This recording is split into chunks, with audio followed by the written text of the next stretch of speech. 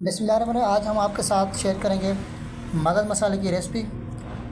मगज़ को हम पहले भी साफ़ कर सकते हैं उबाल करने से पहले, और बाद में भी साफ़ कर सकते हैं। मैंने लिया है 4 अदद मगज़। पैन में डाला 2 कप ना पानी और मगज़ को उबाल करने के लिए रखा है। थोड़ा सा नमक भी डाल दिया है। तो मगज़ को आप पहले भी साफ़ कर सकते हैं, उबाल करने के बाद में भी साफ़ कर सकते हैं, क्योंकि जो थोड़ा सा गंद है ये हम हटा देते हैं। उसके बाद में हमने पैन में डालने हैं 3 से 4 चम्मच ऑयल के।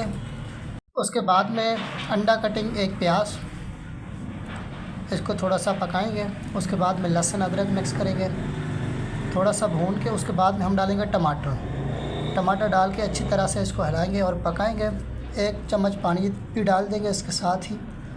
उसके बाद में हरी मिर्च डालेंगे और 5 से 3 मिनट के लिए ढक्कन देंगे।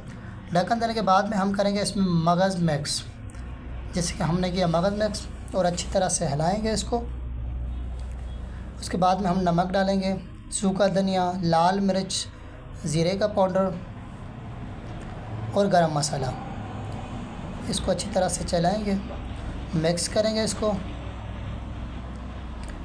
मिक्स करने के बाद में हम डालेंगे इसमें 1 चम्मच या 2 चम्मच दही, क्योंकि दही डालेंगे तो हमारा मसाला मगज़ का अच्छा बनता है। उसके बाद में हम डालेंगे गरम मसाला और काले मिर्च और ज़ीरे का आधा चम्मच। अब हमारा मगज़ मसाला तैयार हो चुका है। इसमें डालेंगे हरी मिर्च, कटी हुई अदरक और कटी हुई हरी मिर्च। माशाल्लाह हमारे मगज़ मसाले की रेसिपी तैयार हो चुकी है।